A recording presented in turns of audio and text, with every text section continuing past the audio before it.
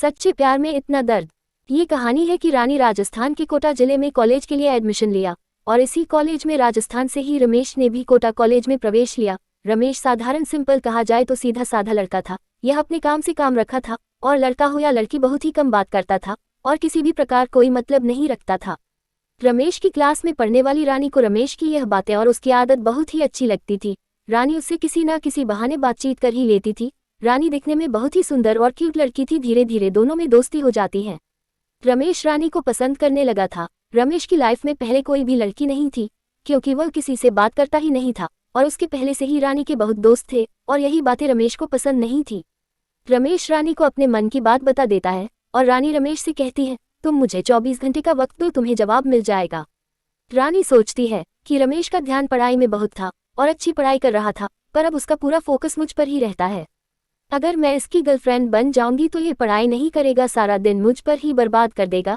ऐसे ही रानी के मन में ख्याल आते हैं। जब रानी कॉलेज जाती है और रमेश उसको मिलता है और कहती है कि रमेश, मैं तुम्हें बस अपना दोस्त मानती हूँ, इससे ज्यादा और कुछ नहीं। रमेश, मैं केवल कॉलेज में पढ़ने आई हूँ, अगर तुम चाहो तो हम अच्छे दोस्त रह सकते हैं। रमेश रानी को बुलाकर अपना पूरा फोकस पढ़ाई लगा देता और वह किसी से भी बात नहीं करता, लड़का हो या लड़की। ऐसे ही देखते देखते कॉलेज का समय बीत जाता है और धीरे धीरे सब अलग होने लगते हैं। रमेश कॉलेज में टॉप नंबर पर आ जाता है और सभी स्टूडेंट से पहले नौकरी मिल जाती है। 2-3 वर्षों का समय बीत जाता है। रमेश को रानी के बारे में कुछ पता नहीं होता है।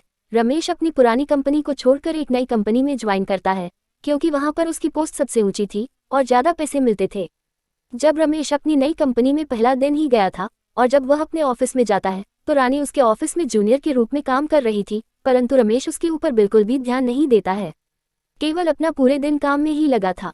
लगभग 2-4 महीनों तक ऐसे ही समय निकल रहा था। हालांकि दोनों एक दूसरे को पहले से ही परिचित थे। एक समय ऐसा आया जो किसी प्रोजेक्ट के लिए दोनों को ही बाहर जाना पड़ा। पूरी कंपनी में इनके नाम के चर्चे होने लगते हैं। रमेश बिल्कुल सिंपल लड़का, वह सीधा साधा था। अचानक कुछ बदला बदला लग रहा है। वह रानी को डिनर पर ले जाकर उसने उसको प्यार का इजहार कर दिया और रानी रमेश से मना तो नहीं करना चाहती, परंतु उसको मना करना पड़ा क्योंकि कुछ ही दिनों बाद रानी की शादी होने वाली थी। जैसे ही रमेश के लिए रानी यह बात बताती है तो रमेश वहां से बिना बोले चला जाता है और रमेश का पूरी तरह से दिल टूट जाता है। रानी को भी बहुत दुख था। रात में सोते सोते सोच रही थी कि रमेश बहुत ही अच्छा लड़का है, इसके जैसा लड़का मुझे मिल नहीं पाएगा। और सोते सोते उसने फैसला किया कि कल सुबह रमेश हाँ कर दूंगी और अपने माता पिता को रमेश के बारे में बताकर मना लूंगी। जब रानी दूसरे दिन ऑफिस में पहुंचती है तो उसको मालूम लगता है कि रमेश ऑफिस छोड़कर चला गया है और वहां भूलकर दोबारा कभी भी कंपनी में वापस नहीं आएगा। जाते जाते रमेश एक रानी के लिए लेटर लिख जाता है। रानी, मैंने जिस दिन तुम्हें पहली बार कॉलेज में देखा था उसी दिन से तुमसे प्यार करने लग गया था। मैं तुम्हें कभी भी नहीं भूल पाऊंगा। रानी, तुम जहां भी रहो, किसी के साथ भी रहो, तुम खुश रहना, पर मैं इस जीवन में इस टूटे हुए दिल को मैं कैसे जोड़ूंगा। मैं तुम्हें बहुत चाहता हूँ, मैंने सिर्फ और सिर्फ तुमसे प्यार किया है। रानी, मेरे जीवन में कोई लड़की नहीं है, ना मैं किसी को आने दूंगा। बस मैं तुम्हें हर पल हर घड़ी पल पल तेरी याद में मरता रहूंगा। आज के बाद मैं कभी भी मेरी शक्ल तुम्हें नहीं दिखाऊंगा। रानी, तुम जहां भी रहो अति प्रसन्न रहो। तुम्हारे को शादी बहुत बहुत मुबारक हो। रानी रमेश को बहुत ढूंढती है परंतु रमेश उनको कहीं पर भी नहीं मिलता और रानी की शादी उनके माता पिता अपनी पसंद की लड़के से शादी करवा देते हैं और रानी और रमेश एक दूसरे से जिंदगी भर के लिए बिछड़ जाते हैं। दोनों दर्द की जिंदगी व्यतीत करते हैं।